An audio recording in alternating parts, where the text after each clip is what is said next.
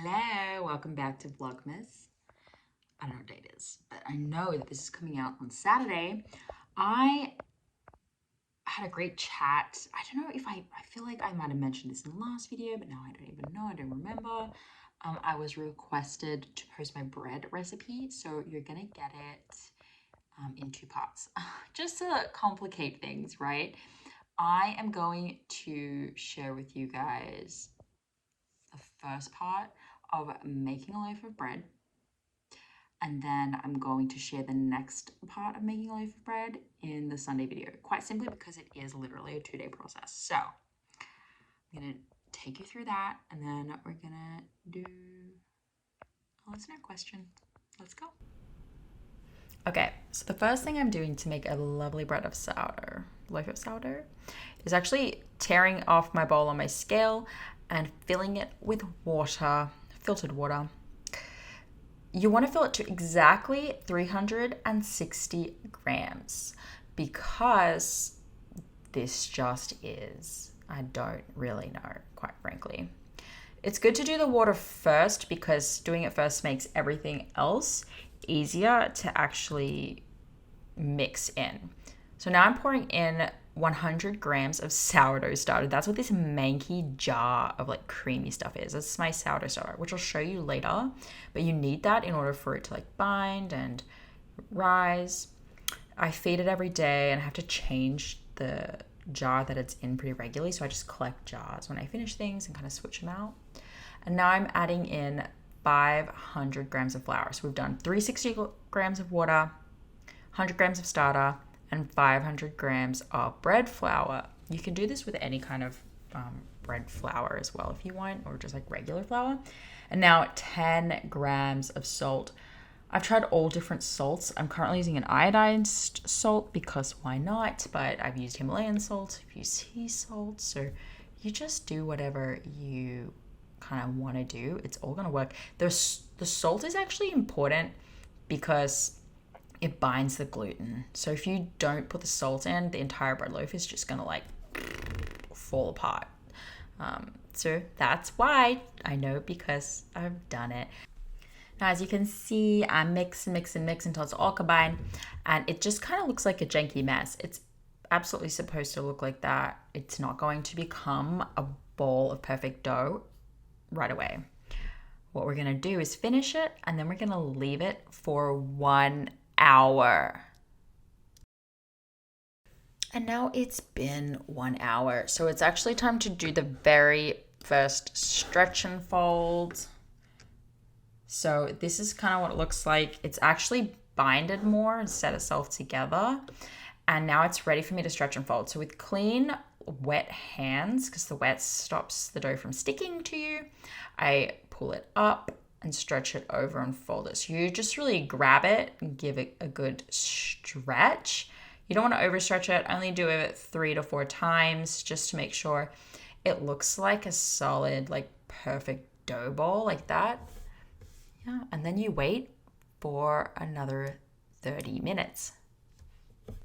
And it has now been 30 minutes. So I'm going to do literally the exact same thing again with wet, clean hands. Exact same thing. And you can see how this time it's stretching even further and it's even more like malleable, might be the word. I don't really know.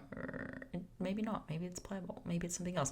It's more stretchy. It holds together. It's starting to look like what you would think dough might look like.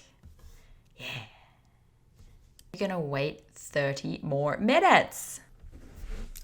And here we are now on the final 3 of 3 stretch and folds. Now this time it's really thick. Like look at that. Like it's not so stretchy.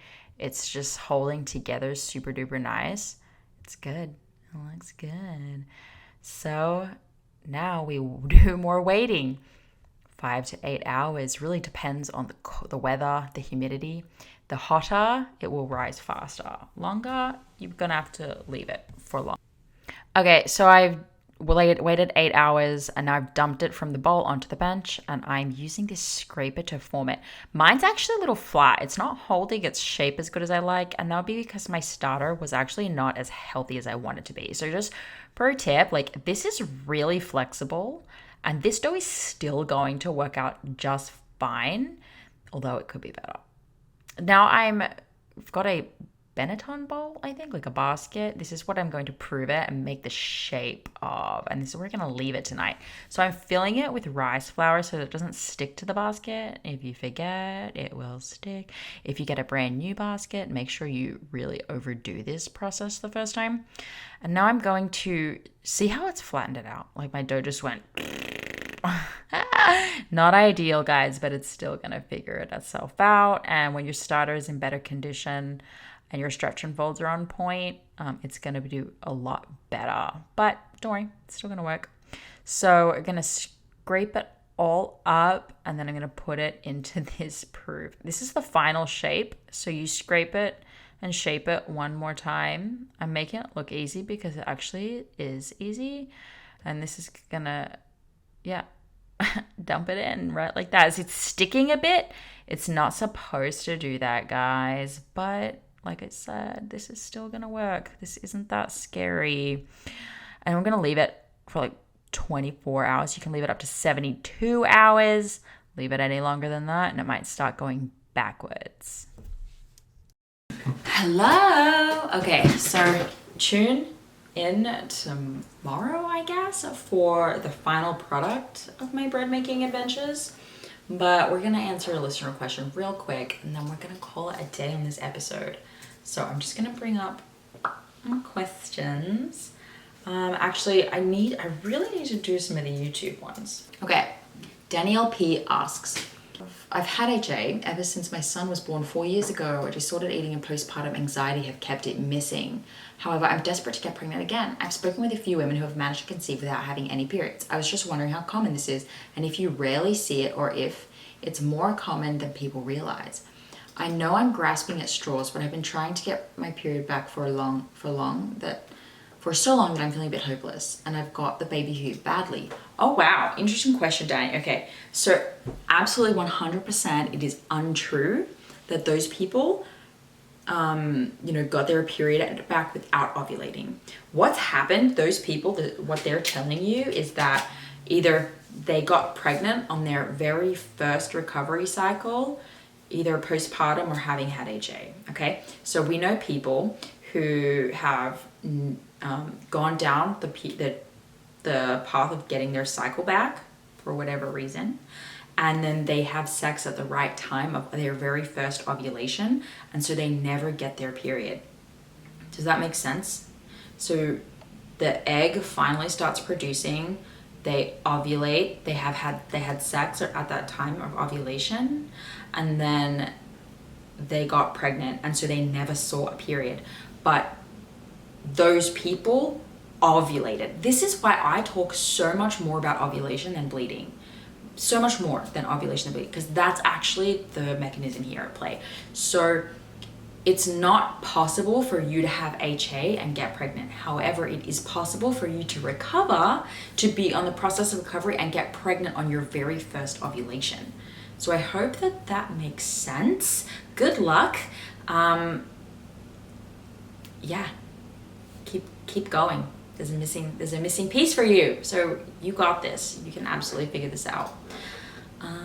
Okay, great. Oh, well, that was fun. That was an easy one. Thanks, guys. If you want to submit a question for the next upcoming videos, please do. And tomorrow we're going to finish the bread and I'm answering 2 questions.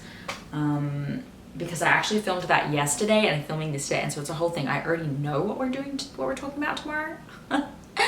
We're talking about, I forget. But I know the progesterone challenge comes up, if that's interesting to you. Subscribe and like this video. Okay, bye.